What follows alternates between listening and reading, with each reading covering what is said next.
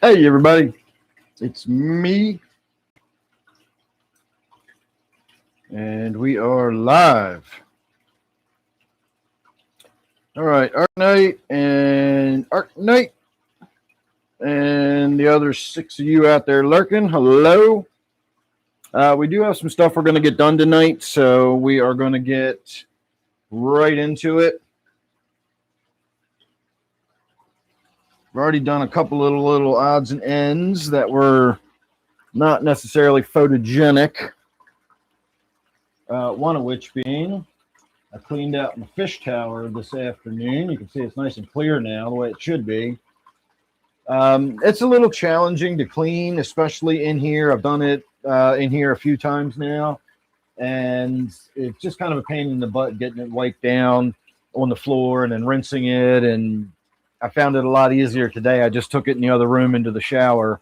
I've got a detachable head that's on a hose, and I just used a brush and just scrubbed out the inside with the shower running, and it was a lot easier.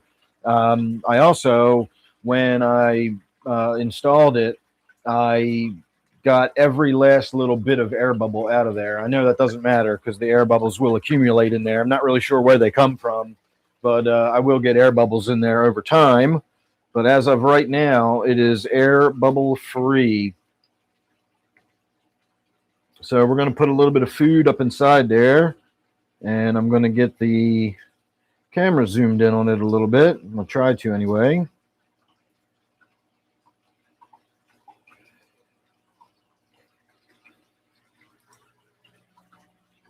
And let's get some of this fish food. They don't really like this new food I got them, but I got them a big ass container of it, and so they're going to have to deal with it.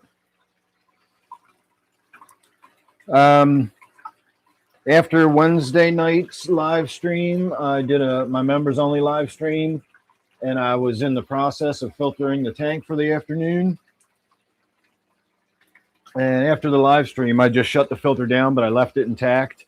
And then the next day, I started running the filter again. So I got the water nice and clear. But the fish were getting a little antsy, and they were all squirrely and running around the tank. And later in the evening, I was sitting in the other room, and I heard a splash and a thud, and then a floppity flop noise. And I looked in here, and my big white koi was flopping around on the floor. So I came in and got him real quick and tossed him back in the tank. But now I'm a little nervous. And the other thing is Mr. Fabulous, my big cichlid in my 125, hangs out near the surface a lot. I see him just kind of hovering around there looking at me. And all it's going to take is him getting startled one time for him to come up out of the tank. And I will be heartbroken to come down and find him dead on the floor. So I don't know what to do about the 125. I might put some covering over it, like some netting. And I thought about doing some of the outdoor netting that you can put over your ponds to keep the wading birds out. And you really wouldn't be able to notice it too much when you looked at it. It would still look like an open pond. But at the same time, it would keep any fish from jumping out. So we might do that at some point. That is not on the agenda tonight.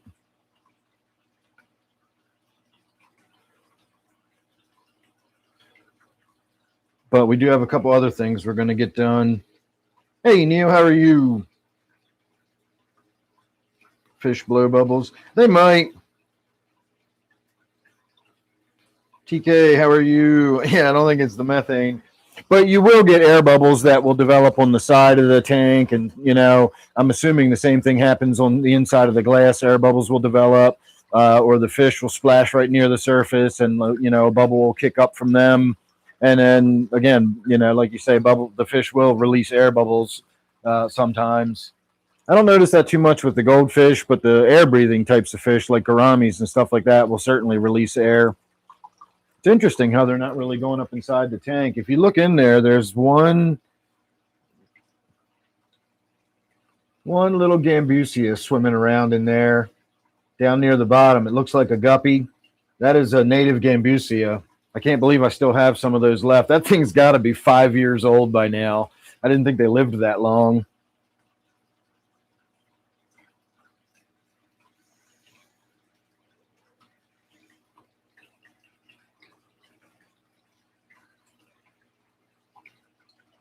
Well, they're doing a lot of hovering around by the tower. Maybe because it was so dirty before, they didn't mind going up inside of it because they felt a little more secure. But at this point, they probably feel like they're completely exposed up there.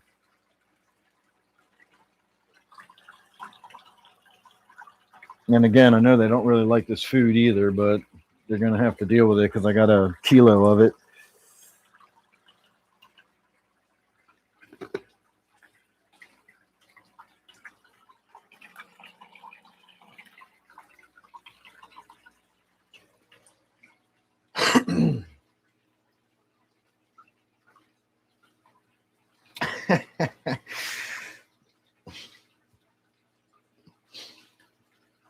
Deer netting. Deer netting might work. Get some deer fencing in there.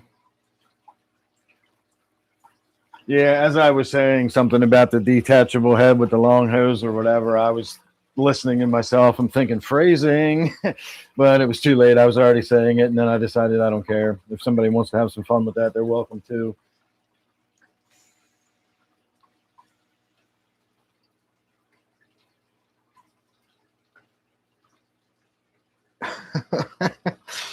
That's funny you say that, Neil. I was just thinking this afternoon. That's what actually made me come in here and clean the tank. I was just watching some Doctor Who earlier, passing the time, waiting for the live stream, and I just remembered sitting in front of that tank. I got to laughing, and then I remembered, well, shit, that thing is dirty. I really do need to clean that, and so I came in here and cleaned it. Um, I did get snow yesterday. It didn't amount to much. It was really pretty coming down. Big, heavy flakes. Sometimes it would speed up and it would look more like that rain, just real fast, small snow coming down really quickly. But a lot of times it was like big, fluffy. It was like white Christmassy kind of winter wonderland flakes. And I did run down to the vape shop at the south end of town. And by the time I got down there, the grass was all covered. The trees and power lines and everything were all covered. It was really pretty. By the time I got out of the vape shop and coming home, it was already melting away and wrapping up. It didn't last but 15 minutes, but it was really pretty coming down.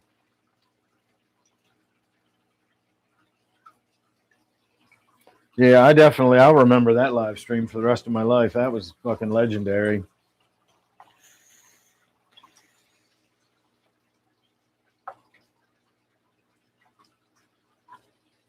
And do we have any plans this weekend, Steve? I'm down to 3 little nuggets left. I've been trying to make them last as long as possible, but I'm running low.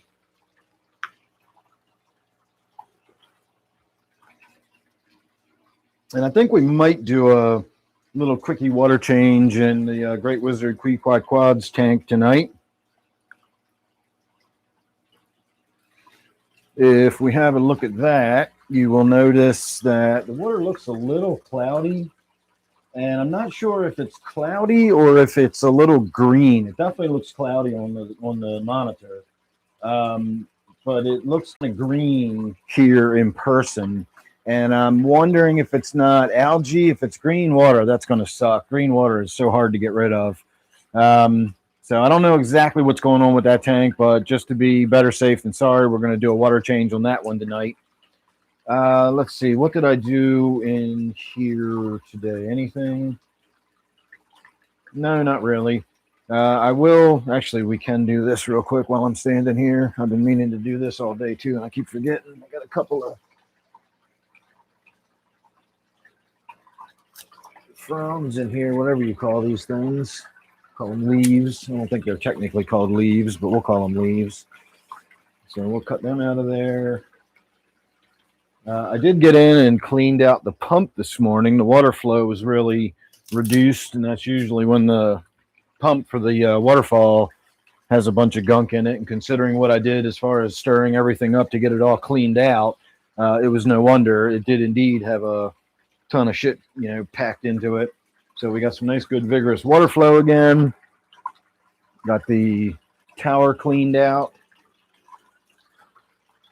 And I think that's about all we're going to do with that tank tonight. The other thing we're going to do is we're going to get into this tank. I'm not going to do all of the gardening. We need to get all of this crypt thinned out. But tonight I'm just going to get in there manually. I'm not going to use the siphon or anything. I'm just going to pull a ton of that Java moss out of there. Excuse me. So for anybody that wants Java moss, I'm pretty sure that is free of hair algae. I believe it is also free of cyanobacteria in that tank, and so that should be some nice, good, clean Java moss. So if anybody's interested in that, they can email me, and I'll set it aside, and you can get yourself a sack of Java moss if you want it. All right, moving on to the fancy goldfish. Those were just regular goldfish we were looking at a minute ago. These are the fancy ones. Now I'm putting their sinking pellets in there, but I don't know if it's because I've had them for a while and they're drying out and maybe, so, you know, losing a little bit of that moisture. They don't sink like they used to. But whatever the reason, they don't sink like they used to. And I can get some of them to sink almost immediately, but a lot of them will sort of swirl around the tank, which is fine as long as they have something to go after in the tank. They don't really come up to the surface trying to get the other ones. And gradually the other ones will saturate and sink. We could probably top this tank off too. It needs a gallon or two of water in there. So I saw you commented there, Steve. Give me a minute. We'll see what you said. Yes, I do have my watering can full, so we can just put a couple gallons in here real quick while we're feeding it.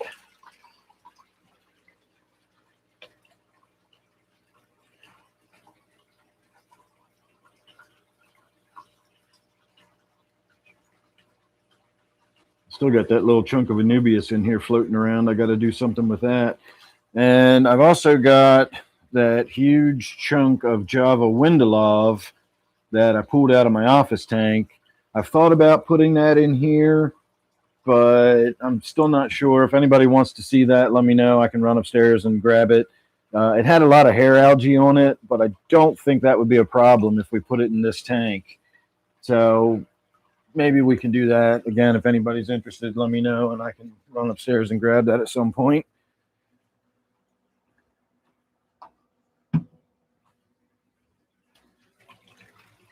All right, let's see what Big Steve had to say.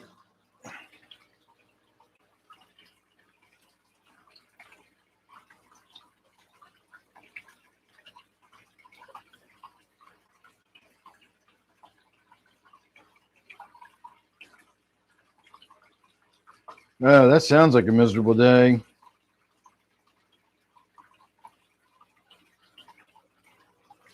Tonight by 3 a.m. Sweet. You taking the Concorde? We didn't get the mixture. I mean, I wasn't standing in the doorway watching it the whole time. But every time I looked, it was snowing. It was either just a real fine, like, again, it was right on the cusp of being rain, but it was still snow. At times it was really wet snow, like clumpy wet. And then other times it was like these just light, beautiful flakes. And that's what it was like when I was driving down through town. And here, of course, the street and any kind of concrete or anything like that, we've had such warm weather that it absorbed so much energy that, you know, there's no way it was going to stick on anything. But eventually, again, as I got to the south end of town, it was starting to stick on the grass and stuff, just enough to cover it, make everything look white. Again, really pretty, especially since I knew it was going to be gone in half an hour, and it didn't even last that long. But it was pretty for a minute. We are going over to BJ's Wholesale tomorrow. We've still got a double coupon for $5 off, which bumps it to 10, in case you can't math as good as I can. And so last week we went there and I got a 40-ounce bag of my coffee for $5 less than I pay typically for the 28-ounce coffee. So that's a sweet ass deal. And the coupon is still good again for tomorrow. So we're still running back over there. But normally we're home from running errands and stuff by early afternoon. So I don't know what your schedule looks like, Steve, but I can work around that if necessary.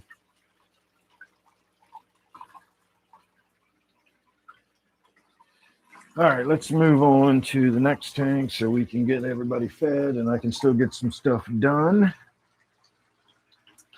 it won't take long to get in the 55 and pull some shit out of there. In fact, I could probably do that before we even feed it. And then the other tank I want to work on is the 20. I've been putting that off for a while. It really needs the glass cleaned down. It needs a new filter. We got to get a bunch of not cyanobacteria. What's the word I'm looking for? Duckweed.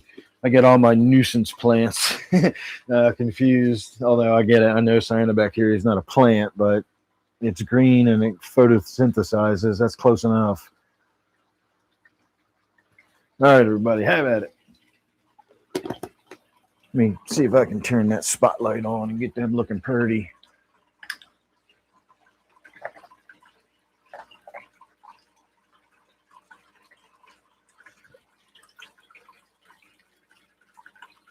Now, Mr. Fabulous is aptly named. That is such a beautiful fish. All right, I'm hitting on my, what is this? Lemon cherry gelato is what I'm puffing on tonight.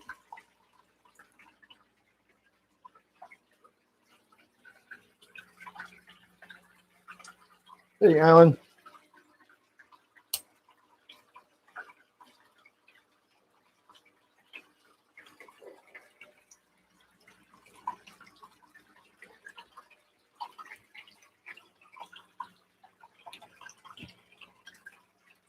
Mm.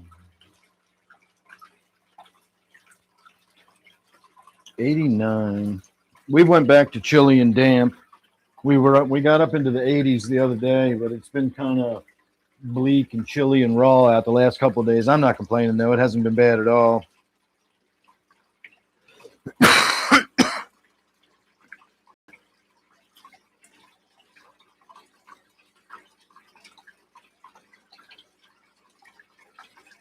Oh, that's cool, Alan. I've never had any of my Corys breed before, but it seems like that's fairly common if you can get a group of them in there. But I've never kept. I think I kept like 2 or 3 in the tank at one time, back when I had Swimmy, my original Cory, one of my very, very first fish. And I always thought, I just called him. And then I put him in a tank one day that had a couple other Corys in it. And a few days later, I noticed that she was laying eggs, but I never got any babies out of it. And then the other 2 didn't make it very long. And then she was back by herself. And then that was the only time I ever saw her lay eggs or do anything.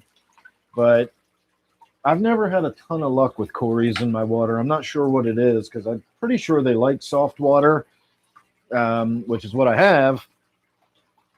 But they don't ever really seem to live very long. I think the pepper Corys are probably what I've had the most success with.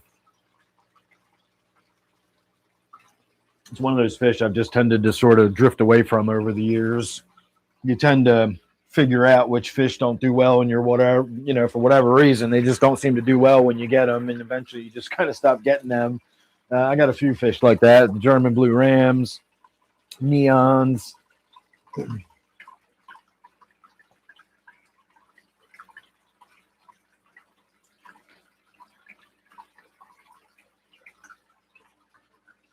Yeah, if you got a lot of good places and nooks and crannies for the babies to hide, you get a much higher success rate. And speaking of moss, when I did my water change on my ponds, that big piece of wood that's in the middle, you can only see it when the water's clear, but there's a really big piece of wood in the middle. It looks like like some weird creature's foot or something has been cut off and is just sitting in the bottom of the tank. And the tip of it sticks up out of the water. It typically is dry on the very end, and so it's just buoyant enough that it stays upright. And moss had started growing on it, and I just left it alone. And over time, just like a piece of wood in a outdoors pond, it just had moss growing on it. And I liked the way it looked. Obviously that's a very natural look to it. But when it fell over and I filled the pond back up, it didn't stand back up. It stayed laying on its side submerged. And when I noticed today and I stood it back up, like the wood is clean. So you don't want to leave moss in a tank with goldfish or it will not be moss there anymore. So I got to start the whole process over. I got to attach a little piece of moss to it and just let it take off and grow. It'll grow back before I know it. Moss isn't a fast grower, but I've got other plants that are slower growing than moss. I got some Anubias that's 10 years old, and it doesn't look like it's grown at all.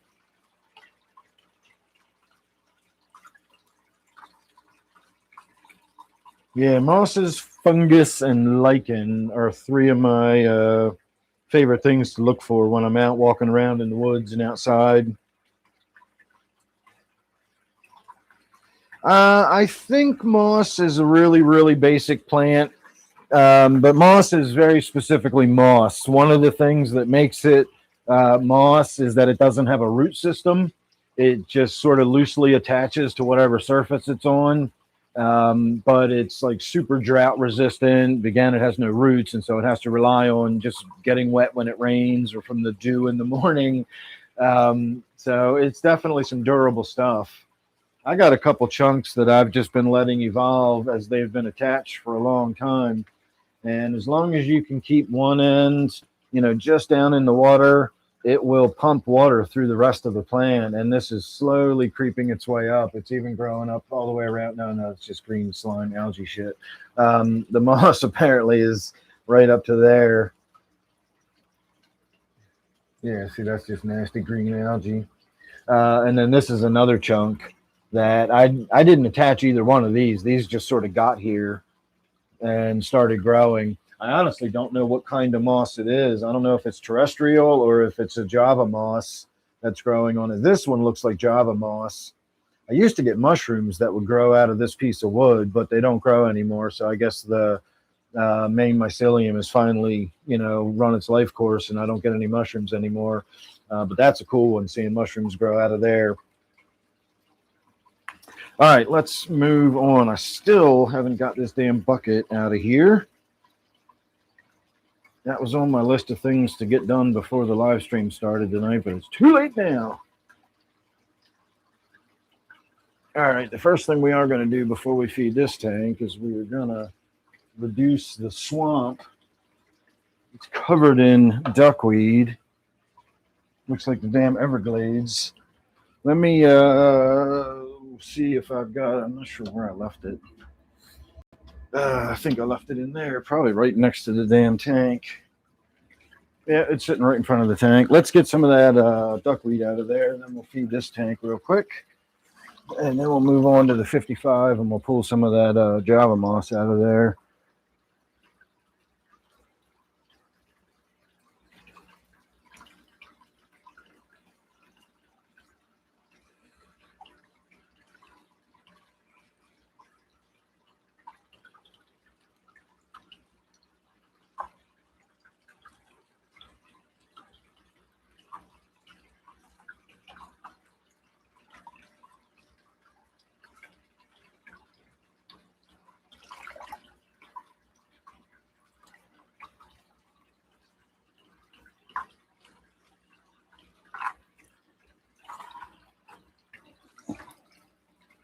All right, I think that ought to be enough.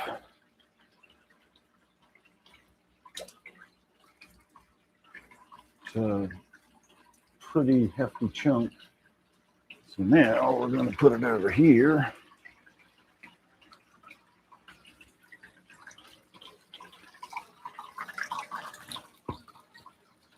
In the pond.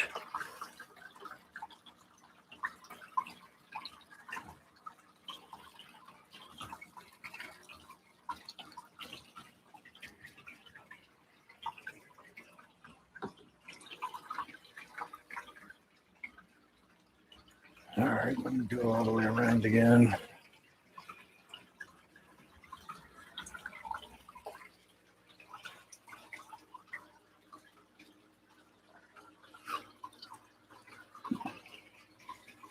Now you can actually see some color in there.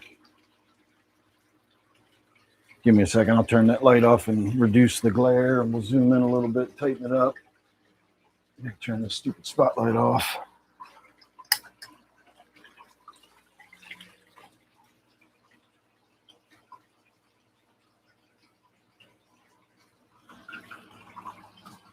All right, we can just throw some flakes in there tonight. I'm running really low on the Vibrabites, and I need to go buy more. But the last time I looked at them, they were really expensive. The price had gone up a lot since the last time I bought them. And that was a few weeks ago, so God knows what it looks like now. I may just have to stick with the flakes and pass on the Vibrobites for now. I mean, I'm cutting coffee out of my diet. Maybe the fish can cut the Vibrobites out of theirs. We're all having to scale back.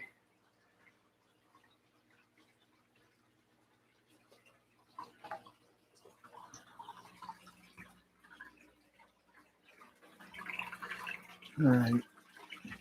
Every time I walk around the room and do laps and pick things up and move around, I keep thinking of Steve now. Commenting on my near constant activity as I run around the room.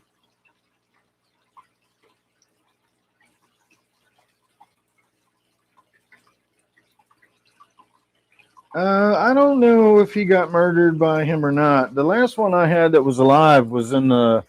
I don't know. Maybe I get all my damn fish confused.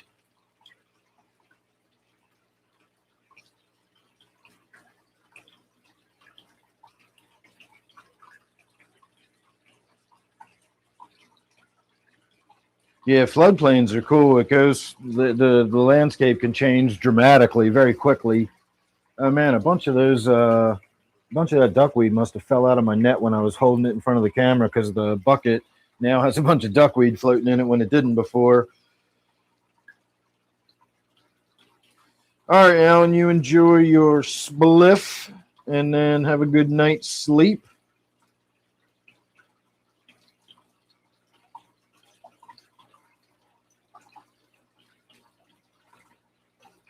Yeah, the betas are cool. The betas.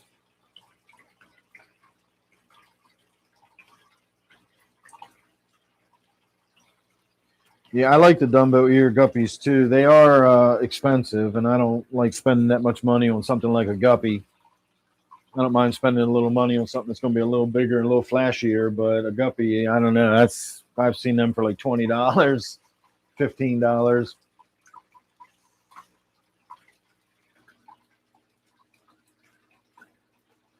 Well, I'm not sure what a quid is or how much that translates into dollars, but Dumbo ear guppies are expensive here. Is a quid like a pound?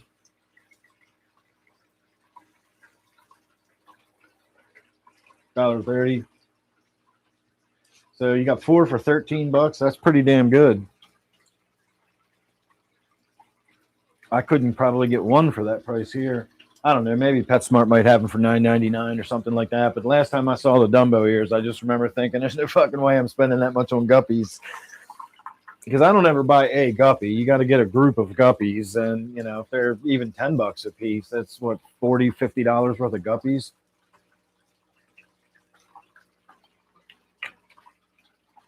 That seems a bit extravagant.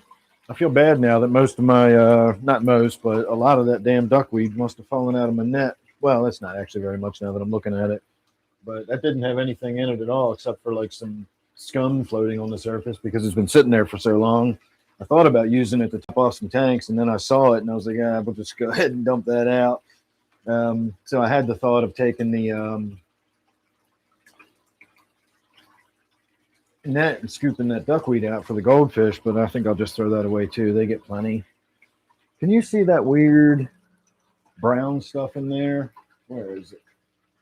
Trying to look at the monitor and there it is right there. It looks almost like a steel wool pad. Does anybody know what that is? I forgot I got the camera halfway zoomed in, so it's a little hard to aim. You can kind of see it right there through the water. It looks almost like steel wool, but it's brown.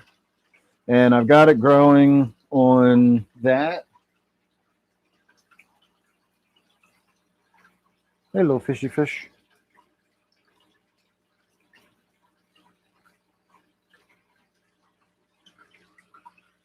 So I don't know what that is. I've got stuff that's been in this tank. This is the very first tank I ever set up, like, that was planned out. I actually thought about the fish that were going to go in it. I thought about the scaping before I established it. I really put some time and effort into it before just, up until then, every tank, I just, randomly threw some rocks in there to make some caves and stuff. And they all look basically the same and super generic. And this one I really wanted to do up nicely. And just over the years, the plants have sort of changed, and some stuff that I planted in there eons ago that I've forgotten about have come back, and things have just sort of moved and settled in. It's really sort of established itself over the years. That's why I'm so reluctant to do anything to it. I just want to just kind of let it keep doing its thing and see how it develops over the years. I've been enjoying it. All right, this is the tank. Let me get the camera zoomed out before I forget about that again. This is the tank I need to get in there and do some work on. So I'll tell you what we're going to do. We're going to put you on the other side of the room so you're not in my way. And then I can zoom in from over here a little bit and tighten the camera up for you.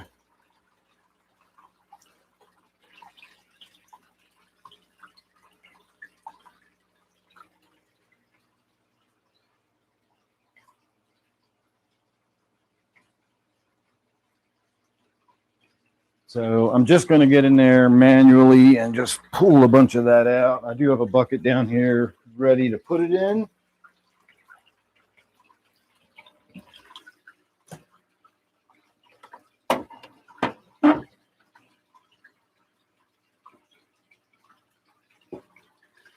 And I guess we'll start from this end.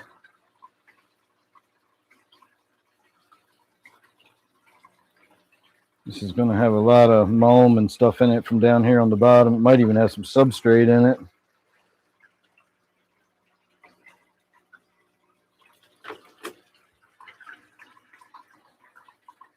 This feels so cool. This is thick. Holy crap. This is a huge mass of Java moss. I've never had a mass of Java moss this big before, all in one go. Yeah, that weighs about 5 pounds.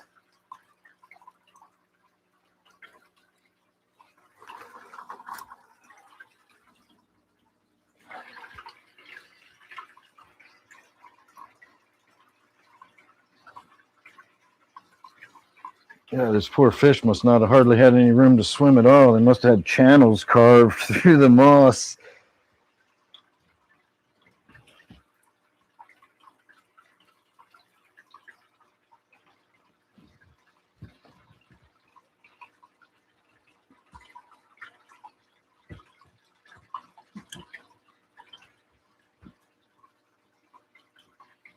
It's just about growing to the front glass.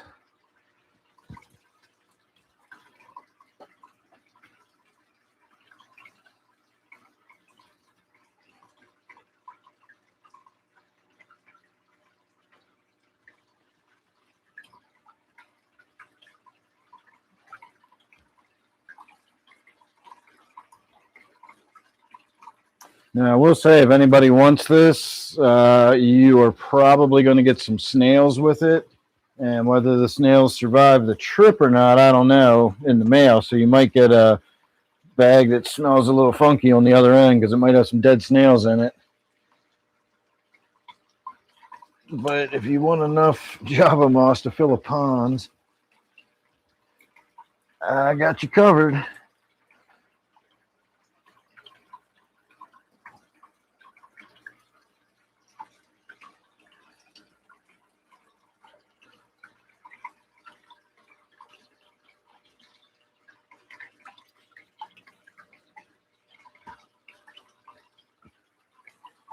All right, I think we can call that good for now.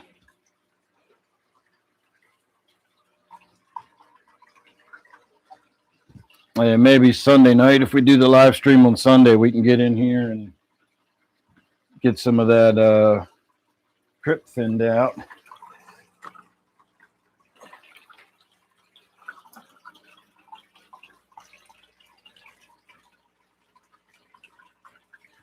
Yeah, there you go. There's a hole. That thing is completely full. And it's not fluffy. That stuff's packed in there. So again, if anybody wants Java moss, I got a bucket full for you. Let's set this in the other room real quick and get it out of my way.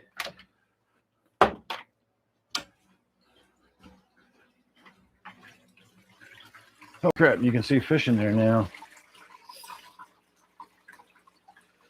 All right, let me zoom in a little tighter, and we'll get them fed.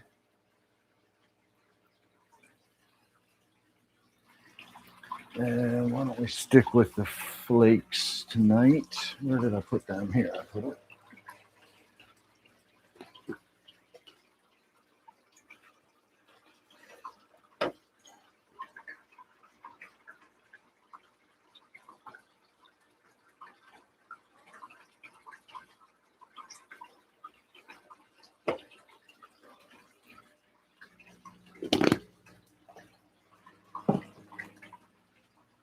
All right, let me have a puff off my vape. I'll get caught up on some comments.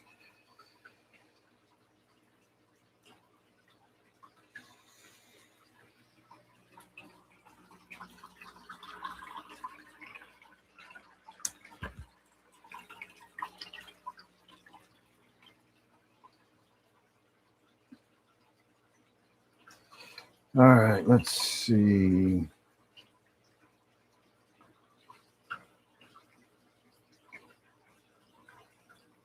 Oh yeah, some guppies can be really pricey. No, that's not. I don't have the black. Well, I do have blackbeard algae, but the hair algae is like that green, long, stringy stuff.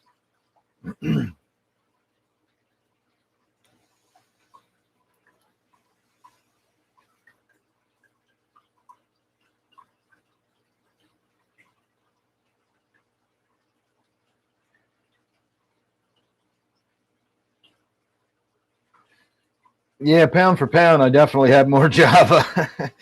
That Java was like thick. You can actually see through the crypt now. Like that was all Java behind that before.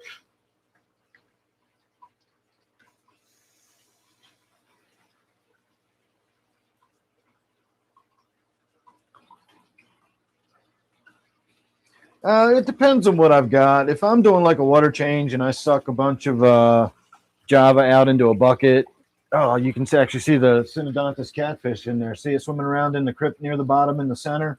It just went into that really thick clump in the middle.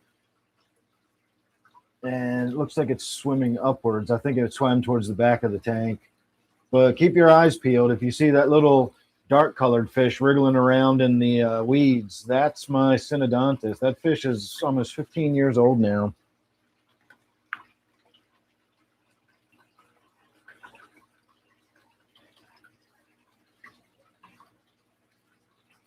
And my shark is in that tank too, so I don't know if it's made an appearance in the last few minutes or not.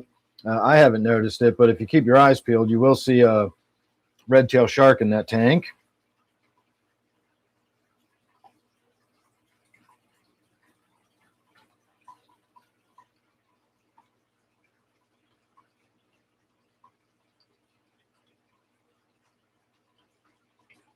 Oh, that's a good idea. I never thought about throwing the snails in my bird baths or my bird feeders. I usually throw my extra snails in my tanks that have the loaches in them.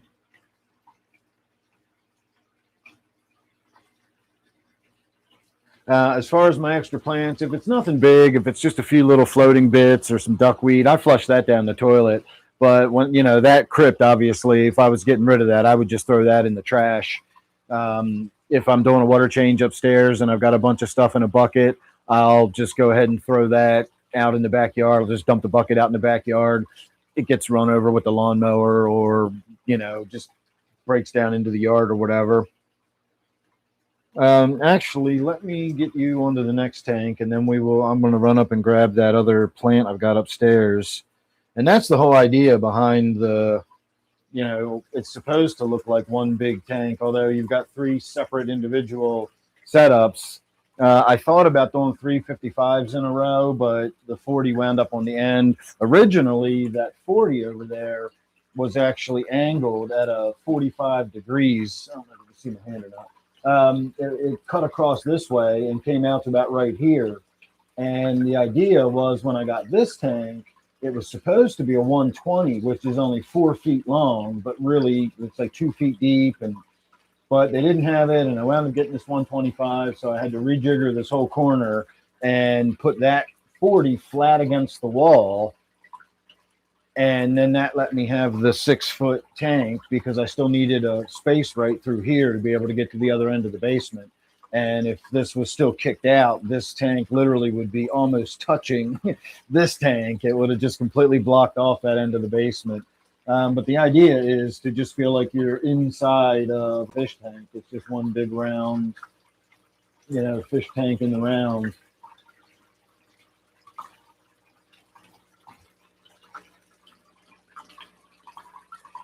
So let's get you over looking at the gourami tank. I'll run upstairs and grab that Java Windalov out of the bucket upstairs, dear Eliza. Hey, there's my bowl. I knew I left it somewhere.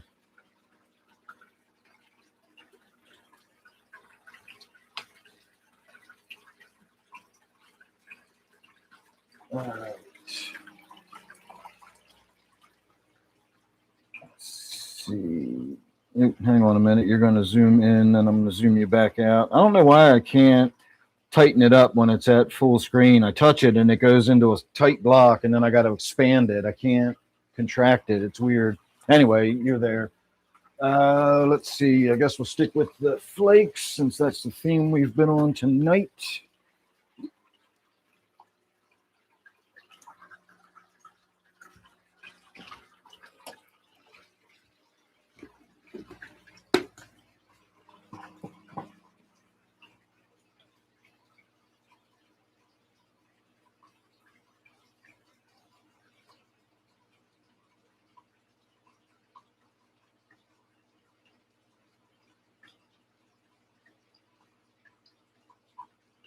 Oh, nice, Alan. Awesome.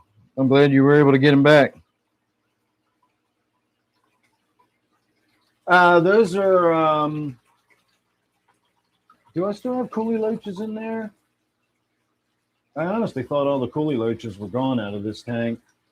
But no, at least none of the plants I have in this tank, nothing in there is really rooted in. It's a lot of the Java moss, and then I got a little bit of Anubias growing on the left side of the tank there. But otherwise, there's not a lot for anybody to really uproot. Let me run upstairs real quick and get that Java.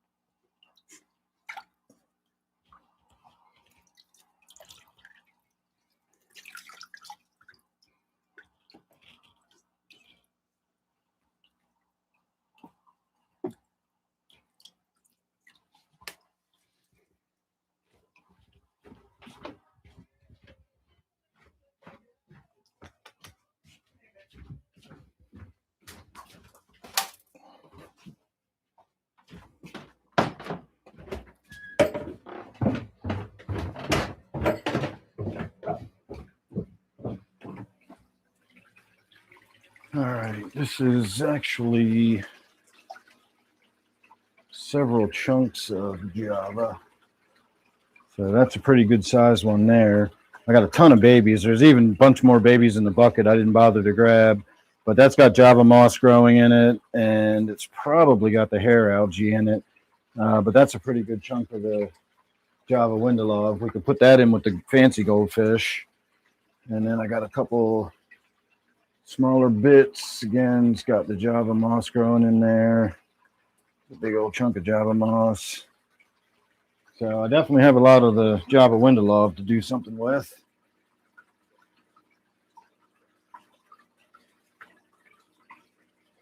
So let's get one of these big chunks cleaned off. I can actually throw these in the other bucket with the Java moss because it's already full of Java moss. Not like it's going to contaminate it. Let me go rinse this off and see if I can get as much of this moss off of here as I can.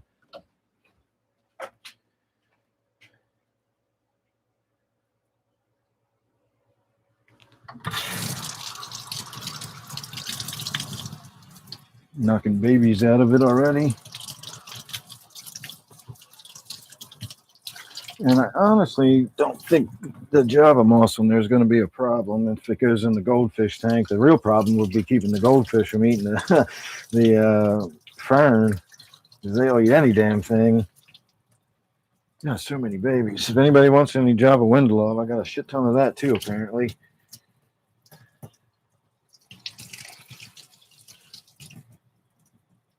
All right, that's good enough.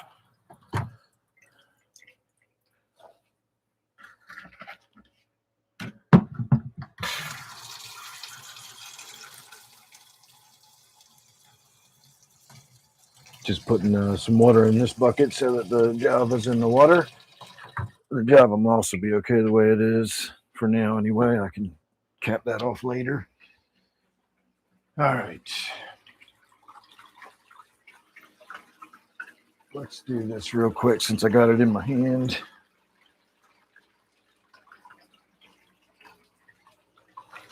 Hey, calm down there, buddies.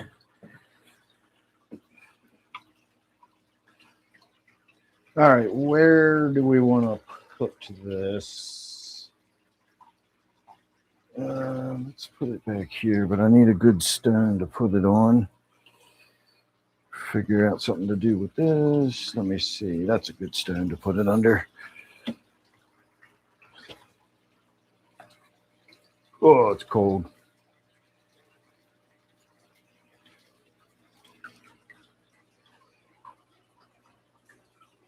All right, let's see. How do I want to do this?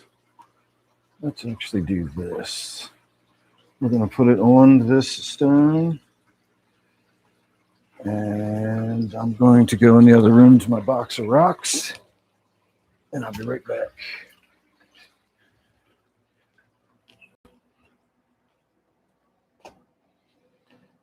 All right, box of rocks. Let's see what we got. These are all big rocks. Ooh, that's a pretty one.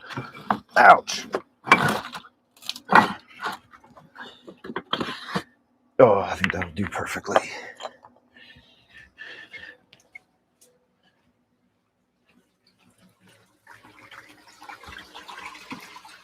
All right, so I got this nice white rock, no sharp pointy edges that might bang or bump the goldfish. Lovely dark underside. But what we are going to do is we are going to set the roots, not the rhizome. The thick green part is the rhizome, and the little hairy brown bits are the actual roots. So you don't want to pinch the rhizome, that'll kill it, but you can pinch the roots in there. And if we can do this in a way that actually holds them down,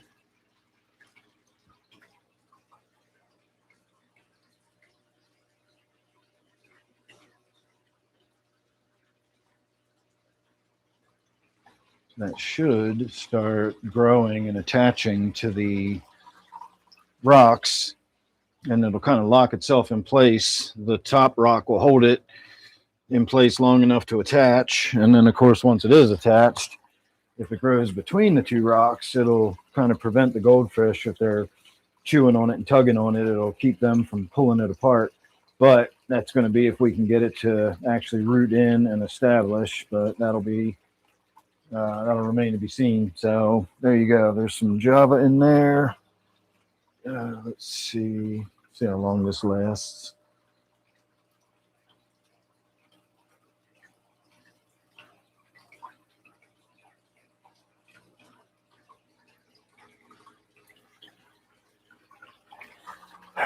Every time I start out the evening, I got a towel in here hanging up that I always use to wipe my arm off after I dunk it in the tank. And by the end of the evening, I need to hang this up to dry it out. It's so wet.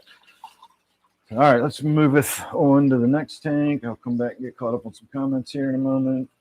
We're going to skip those two tanks for the time being. We're going to skip this tank for the time being because we're going to work on that in a second. So let's get the discus fed. Then we'll do some work in the 20 after I take a break. And then we will look at the Great Wizard Queequeg Quad for a while, and then we can wrap it up and call it a night.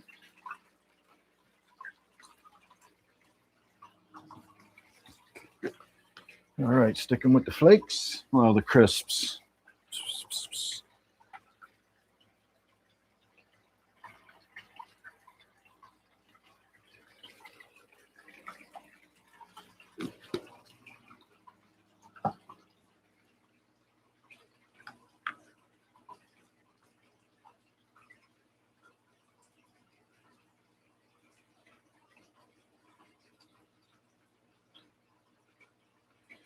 Yeah, if you keep goldfish in warmer water all winter long and you don't have them go through their sort of torpor period, it's like a dormant period. Torpor isn't quite hibernation, but they're not eating.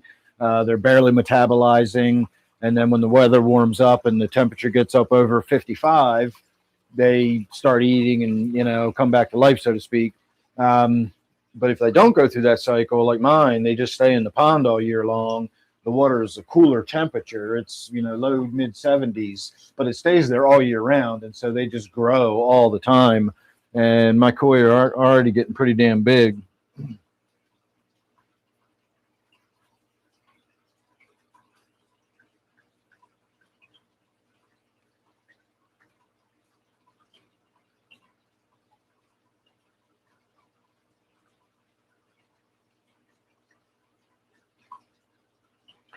Yeah, my Raphael's probably well over 8 inches by now. I wonder how big it would be if I'd have put it in a 125 years ago instead of just leaving it in the 55. I still feel like it needs to get out of that tank, but it also doesn't seem like it's really growing much anymore. It seems like it's kind of topped out at maximum size. And while it's not ideal, it's not cramped in there either. It doesn't really do a whole lot other than hang out and lay around and come out to feed.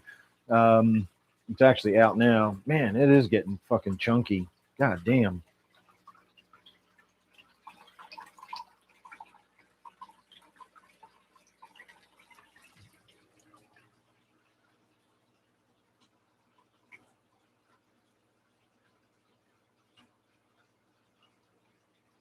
Did it go back in? You stupid fish. How did it know I was looking at it? The camera's all the way on the other side of the room.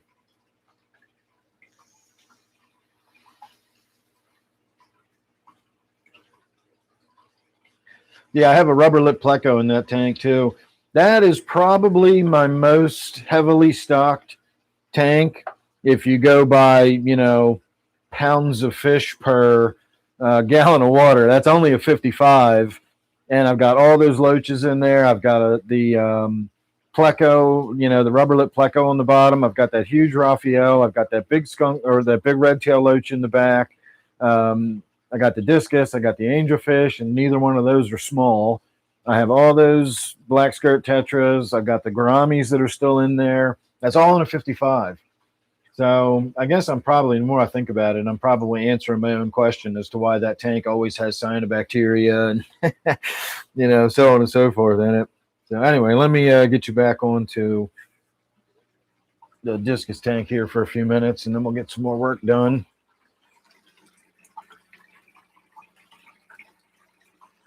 And since I just remembered my bowl sitting over here, I'm going to go ahead and hit on that too.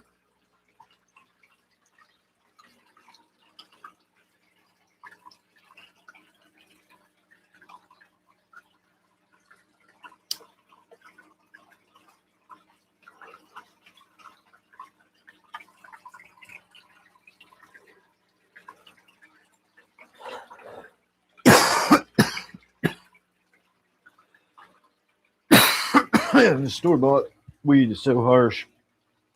I think I'm going to harvest my Hawaiian puff tomorrow.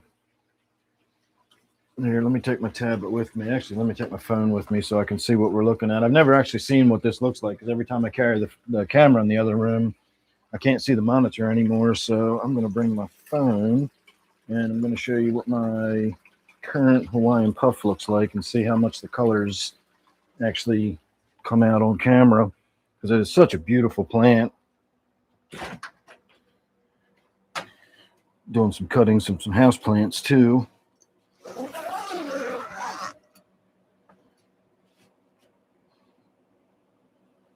Oh yeah, you're definitely not getting any of the full coloration. I guess once you get a little closer, you can start to see it. But it's got reds and yellows and purples and all kinds of colors in there. It's absolutely gorgeous plant. So I think tomorrow is the day we're cutting it down. So it'll still be a little while. Here, let me get this zipped back up. It'll still be a little while before it's ready. And then that one's going to be my next one to actually go into the. Boy, that camera looks terrible when I get out of the room, doesn't it? That one over there is going to be the next one to go into the flowering section. And then these are still vegging out and waiting to go. But we're getting close.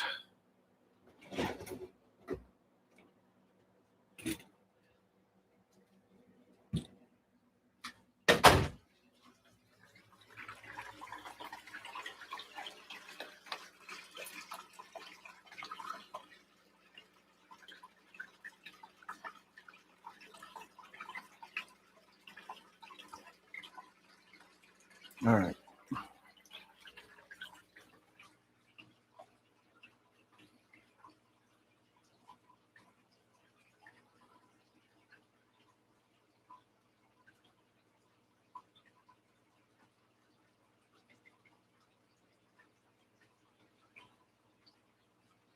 Voyager, welcome aboard. Yeah, that's the first step there, Alan, is getting it, the medicinal. That's the way it went here. Well, we actually didn't get to the letting us grow it ourselves for a long time. The way we did it was we did medicinal. I think we were the third state to allow for medicinal. And then way back in 2011, we actually passed a law allowing for recreational. But that, I'm not going to get into the politics behind it, but that got all tied up in who was going to have the rights to sell it and what, it just got all tied up in that shit. So it wasn't until like 2019 before you could actually go to a store and buy it. And then you no longer needed a medicinal card, but you're restricted on the kind of stuff you can buy if you buy it for recreational purposes. If you buy it for medicinal purposes, you get access to better, stronger stuff, etc. And then a few years ago, I think in 2021 or something, they revised the law and they allowed recreational users to grow it themselves, provided they stay within a particular limit of how much they grow. And of course, I'm not allowed to sell it or anything like that, which I don't. So, I legally grow my own weed now. It's fucking amazing. The future both sucks and is awesome.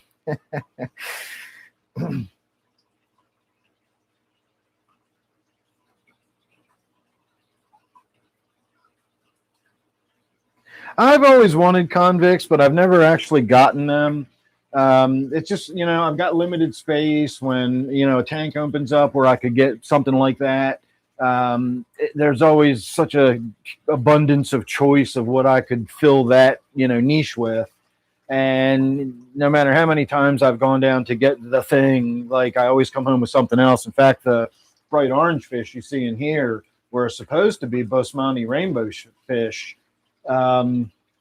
That's what I went down to get that day, and they didn't have any, but they had a tank with those albino millenniums in there, and I was just like, holy shit.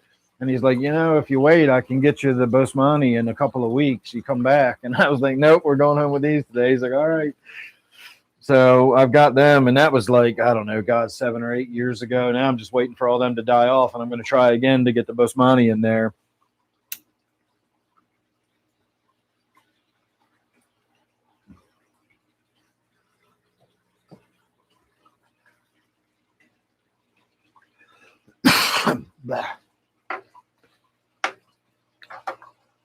I really don't like my store-bought stuff.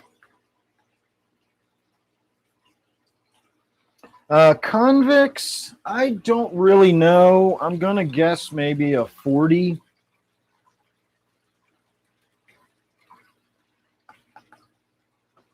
Somebody with more experience might want to chime in on that, but I'm guessing maybe a 40 for a convict. I don't think you put a convict in 29. That seems kind of small for me.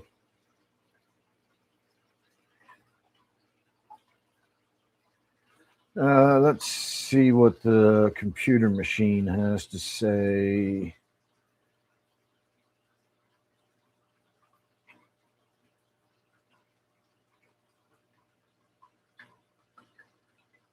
All right, convict cichlid tank size. Let's see. A single convict requires a minimum of a 20-gallon tank, which again, that just seems kind of small to me. But 30 to 40-gallon tank is highly recommended for a pair. 55 or larger for a community. Let's see what the overall fish size says, because you can't always go by what these say, especially when it's that stupid. Yeah, 4 to 6 inches. There's no fucking way you can keep a 6-inch fish in a 20-gallon tank. Even a 4-inch cichlid in a 20-gallon tank is just, yeah, that's way too small.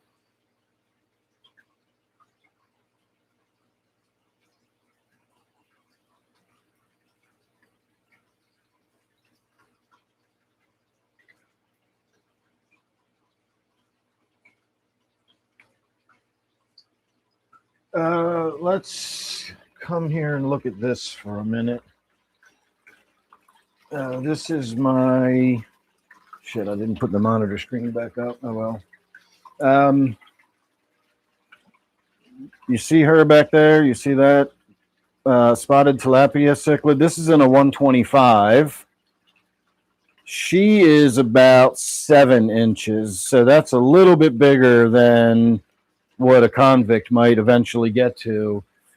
Can you imagine a fish even 2/3 that size? I mean, if you look back there, you can see that redfish. That is a jewel cichlid. They're only supposed to get about 4 inches, and that fish would be cramped in a 20. I mean, you'd be pushing the limits to keep that jewel cichlid in a 20, and that's maybe 5 inches. Again, it's a really big jewel cichlid, but it's a jewel cichlid, and I wouldn't want that in a 20-gallon tank. I think that would be too small for it. So when you start getting up into cichlids that are even approaching the size of that, you know, again, imagine that in a 20-gallon tank or even a 30-gallon tank. I almost feel like the 125 is a little cramped for her. Of course, I also have that other cichlid in there that's really big, and I got a bunch of other damn fish in that tank. Hold on, where are you? Here you are. I didn't remember where I had left my tripod sitting. Anyway, let me go get my shit set up for get my monitor back up and have another puff of nicotine, and then we'll come back and we'll get some work done on this 20. I'm going to wipe the glass down, do a water change, skim all that duckweed off the surface, change the filter out. We're going to give it a once over. Kendra, 50 months. Holy crap. I was thinking about you the other day. How have you been? Are you planted again? Are you still wandering?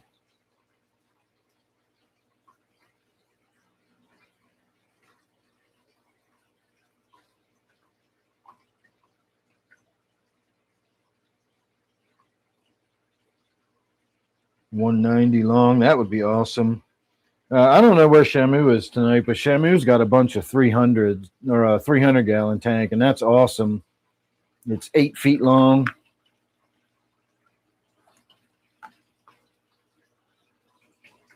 And it looks amazing.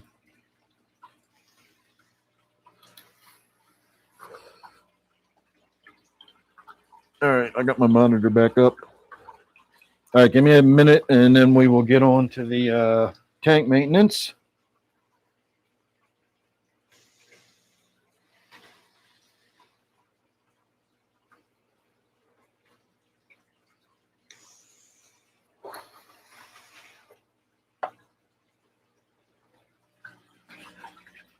All right. I'm bummed out the vape shop at the end of town is closing next month. There is another vape shop in town, but that's kind of the reason they're going out of business. This other vape shop's like kind of shady, and has been talking shit about them and stealing business away and undercutting them with like cash money, not paying taxes and giving people a discount. And the other guy at the other end of town said he just can't keep up anymore, just not making enough money. So he's not renewing his lease. So I don't shop at that other vape shop because fuck those guys. And now that vape shop's going to be gone. So I'm going to have to go all the way over to the big city of Westminster every time I need to pick up some pods or something. But oh well, such is life.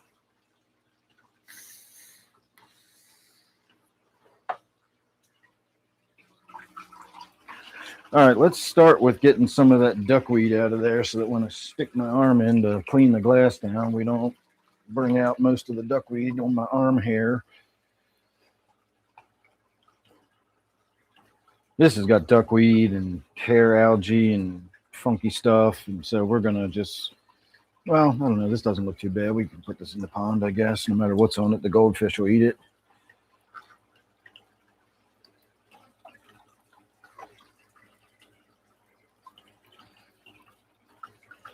And there's a shit ton of baby plants growing off of this. So let's pull them out of there too. Oh, I didn't want to do that. Oh well. That's what I wanted to pull off of there. And then there's a big clump of babies right here that I don't want.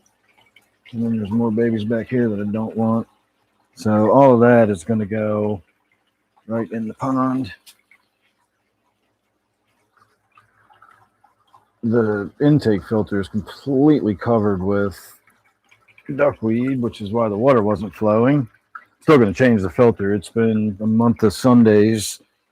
Hell, it's been more than that probably since I changed the filter on this tank. It probably isn't even flowing through it anymore. It's probably just flowing around it.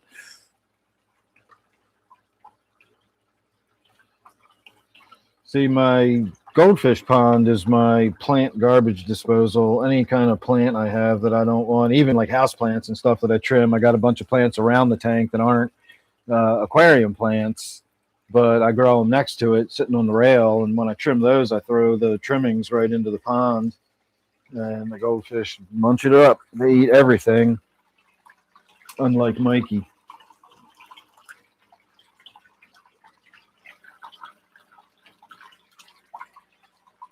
All right, the goldfish pond is looking pretty natural and goldfishy. I love it when it's all, well, you can't really see it. Let's turn this light on. I love it when it's got the duckweed floating all over the surface. That looks like a natural pond that you'd see out in the woods somewhere.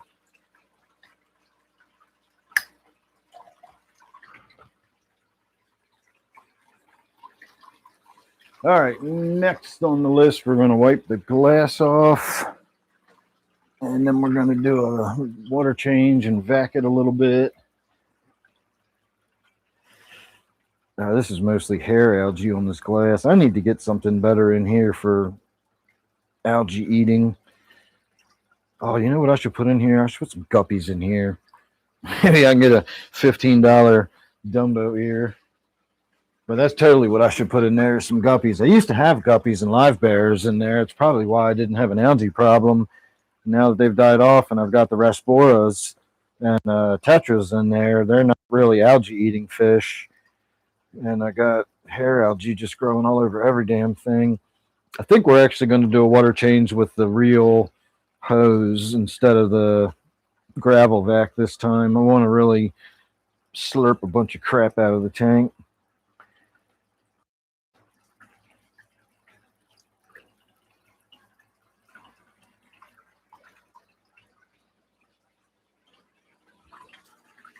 All right, let me find a bucket, dear Eliza.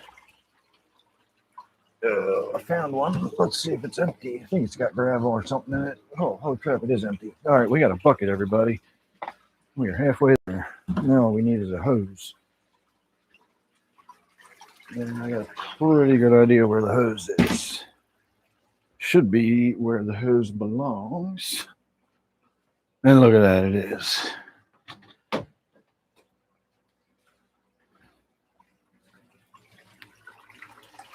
All right, you stand back here out of my way a little bit.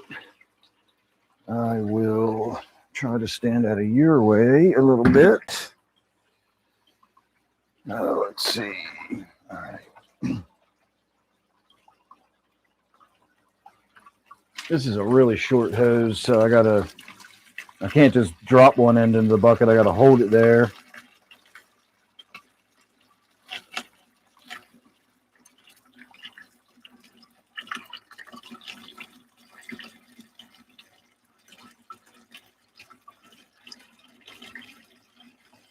Watch out, little buddy.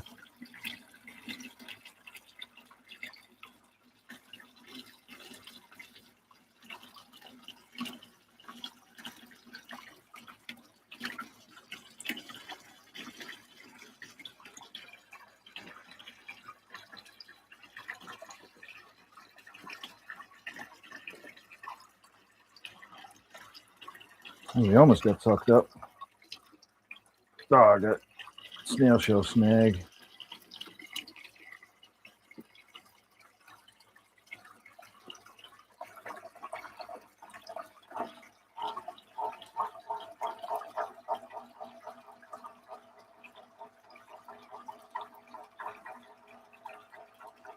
I think that's probably good.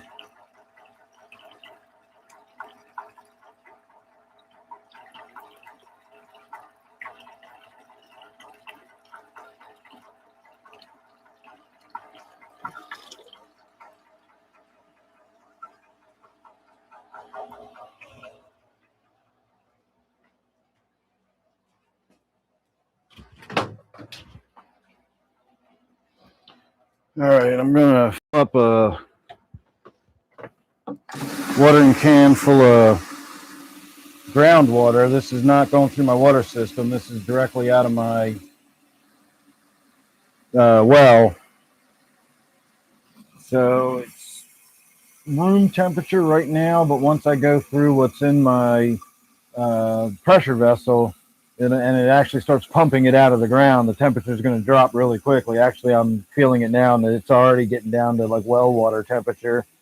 So we'll put one can in here that's got the cold water in it, and then I'll use some tap water and I'll put some warmer water in it. It's one thing to just top it off a little bit with this cold water. I don't mind putting a few gallons in there, but I don't want to put 5 gallons of 55-degree water in a tank that small. If it was a 40, that wouldn't be a big deal. But when it's 20, you can really drop the overall temperature a lot by putting a lot of cold water in there like that.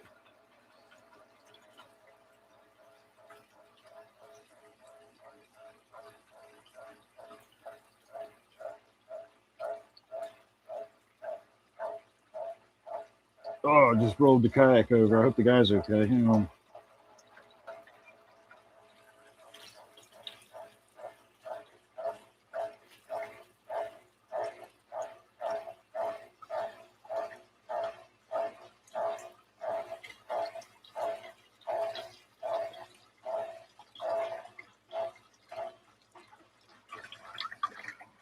All right, let me fill this up with some warmer water this time. Actually, you know what? Why don't we just put the hose in it and top it off that way?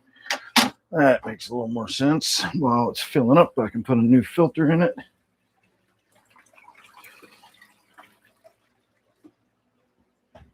Don't know why I didn't think of that in the first place.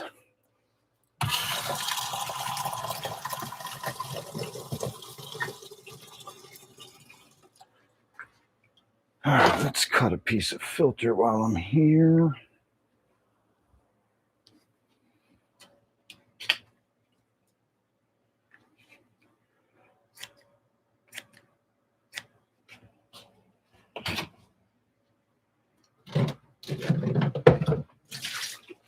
Grab something to put the dirty filter in.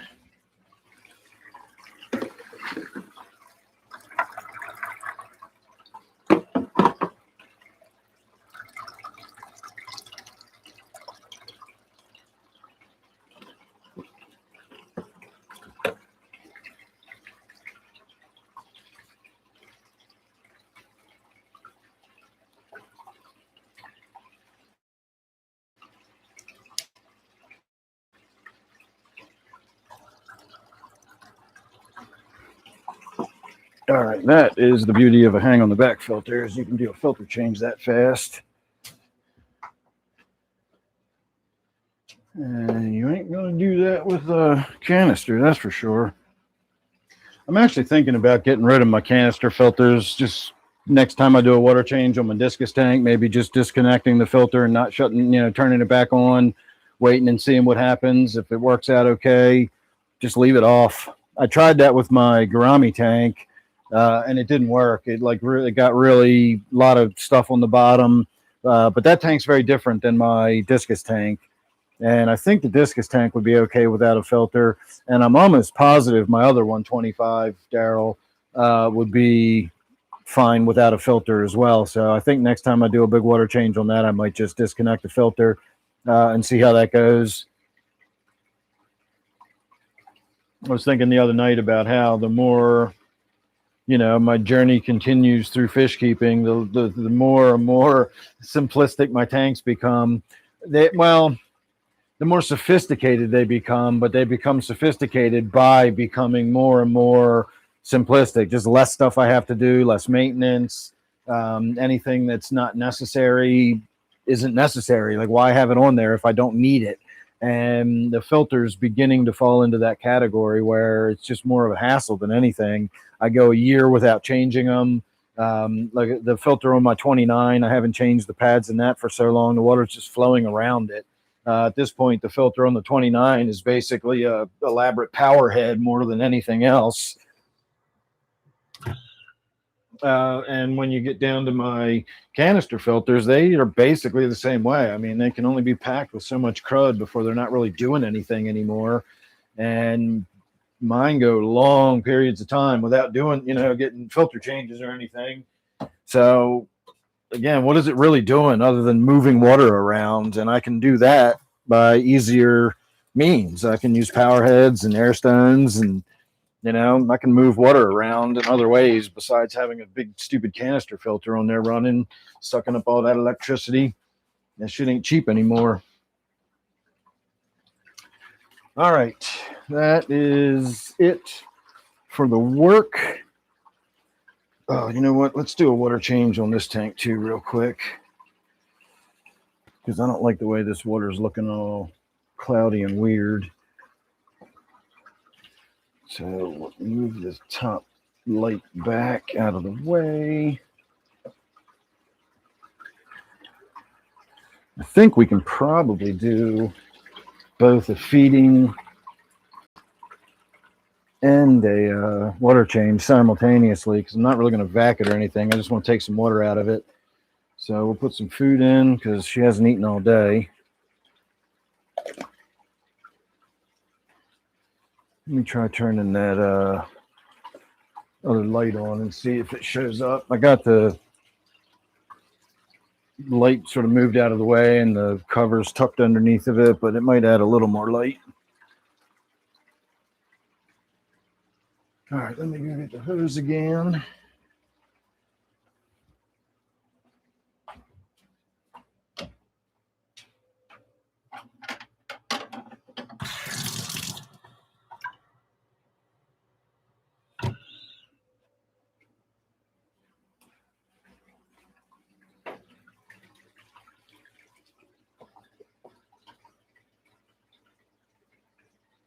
I thought I just introduced duckweed back into this tank again. I think I got it all out the other day, but now I think I just probably put something back in. I rinsed the hose off, but after pulling it out of the tank, there's probably a pretty good chance there's some duckweed on it. All it takes is one piece. And blam, you got duckweed again.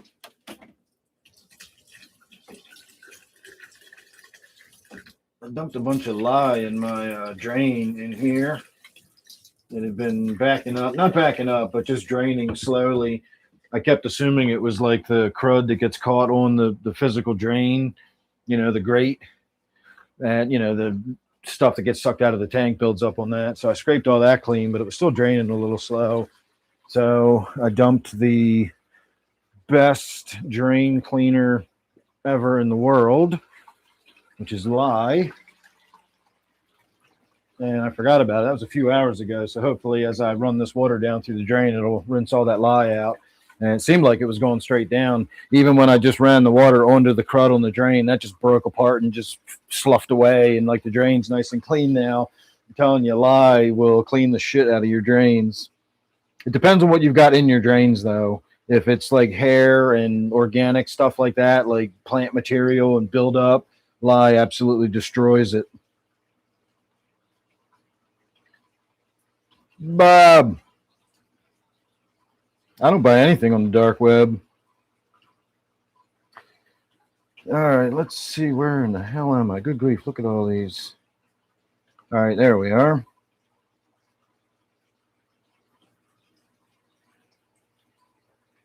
How secure is postal weed in the USA? I've never had any problem. I've ordered it a bunch of different times. Cartridges. I've ordered actual weed. I've ordered hash. I've gotten some stuff that I wasn't quite satisfied with, or it wasn't a great quality or anything. But as far as it's showing up properly, I've never had a problem with it. I can give you a website if you want. I don't know if they ship out of the country though. Fish guy, how are you? Is Eugene joining us?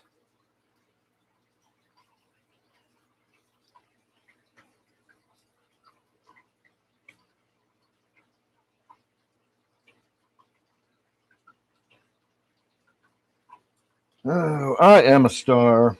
And quote Carl Sagan, we are all made of star stuff.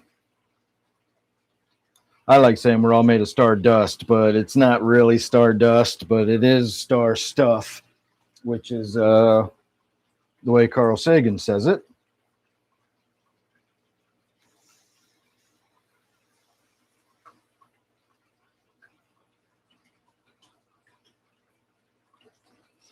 Um, Winston, I was talking to my neighbor the other day, and his buddy was just like dying for some mushrooms, and so he finally decided to do that. One of the Washington D.C. dispensaries, because there are dispensaries in D.C. that you can get mushrooms from. However, when I contacted them, it seemed a little sketchy, and so I decided to pass. It's like a 2 hour drive to get down there, and it's like right in the heart of D.C., right next to the Capitol building. I just didn't feel like going all the fucking way down there and spending all that gas money. I still would have had to pay $50 for the weed. But when I called them, it was just somebody's personal cell phone. And the way they answered it like I might have been a friend of theirs or something. And I was like, is this the number for the mushrooms? And she's like, oh, yeah, yeah. And so I said, well, it says, you do deliveries. Like, how does that work? Like, do you mail it to me? And she's like, oh, no, we don't do shipping, but we'll do a delivery. Like, we'll meet you somewhere. I was like, what do you mean meet me somewhere? And she said, well, you can text us when you get into the area, and we'll arrange a location where you can meet us. And then, we'll meet like a parking lot of a 7-Eleven or something. And I was like, all right, that's cool, And I was like, yeah, fuck that. That sounds like a fucking drug deal to me. And so my buddy next door was telling me like his friend said, okay, and he did it. And it was sketchy. It really seemed like a drug deal. But the deal is you can go into the store and simply purchase it if you're a Washington, D.C. resident. If you're out of town, they've got to meet you somewhere and just give it to you. And so that's why they do it that way. But he didn't actually get the mushrooms. He got a bag of gummies. And he was kind of thinking, like when I first got my syrup and my chocolate bars, I was thinking it was going to be made out of psilocybin. But when he showed me a picture of the bag, it wasn't the Treehouse brand, but I'm pretty sure it's going to be the similar type experience with the gummies that he bought. But he says now that he knows he can do it, maybe next time he goes back, he'll actually just get a bag of mushrooms. I told him if he waits about 6 more weeks, I'll give him some. I got those Jedi Mindfuck mushrooms. That the mycelium's growing great.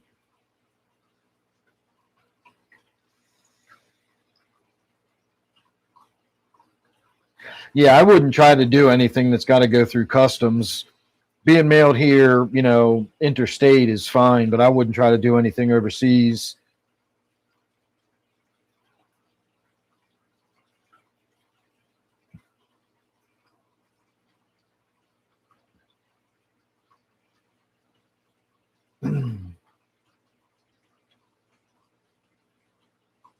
That is a Bashir or a Polypterus.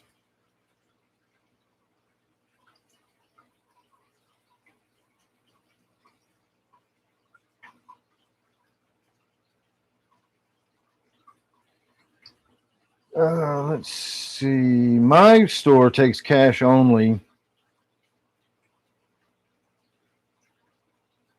Studio Ghibli. Shout out to Studio Ghibli.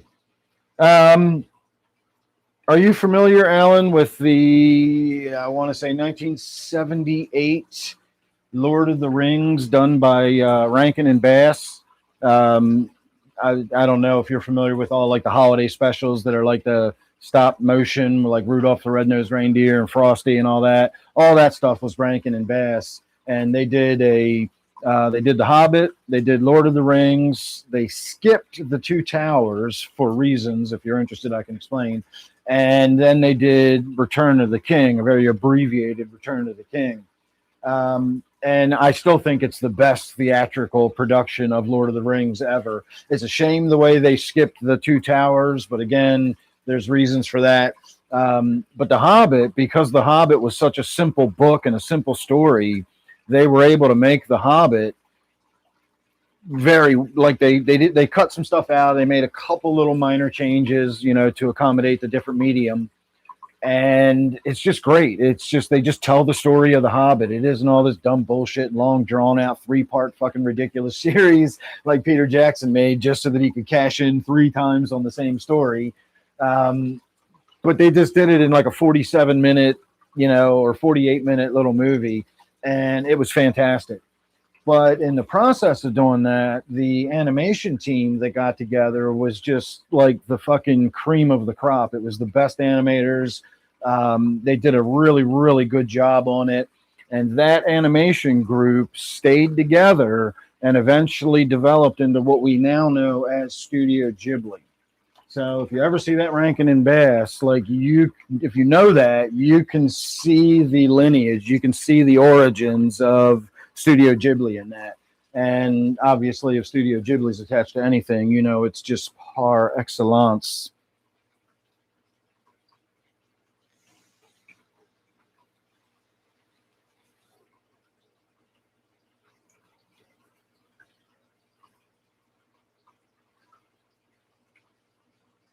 Oh, really? Visitor pass? That's interesting.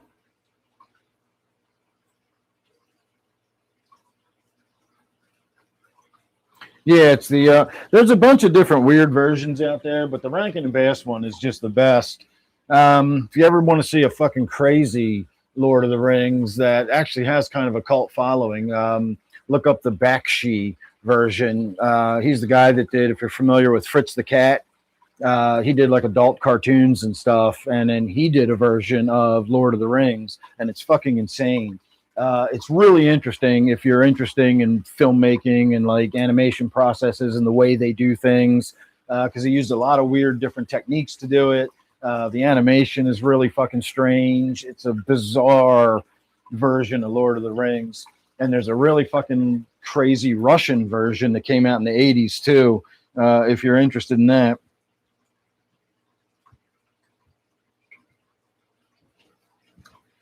The actor that did the voiceover for the cartoon, he also played the voice of Gandalf, was an actor named John Huston. Legendary actor, golden voice. Like John Huston was just, back in the day. The modern, kids these days probably don't know who John Huston is, but if you're older than 40, you probably know who John Huston is. But he did the voice. A lot of really famous people did the voices in that story, in that animated one. Again, it was a really, really well done version. I don't know why it gets so much hate. It's a really good version of the story. I guess it gets the hate because of the way they didn't do. When they did The Hobbit, it was clearly it's a child story. The Hobbit is very different than the Lord of the Rings trilogy. The Hobbit is a kid's story. And when you get to the Lord of the Rings, it's much more of an young adult kind of story. Again, young adults back in the day had a different, reading level than they do nowadays. But that was it was a very different kind of story. So when they got into doing the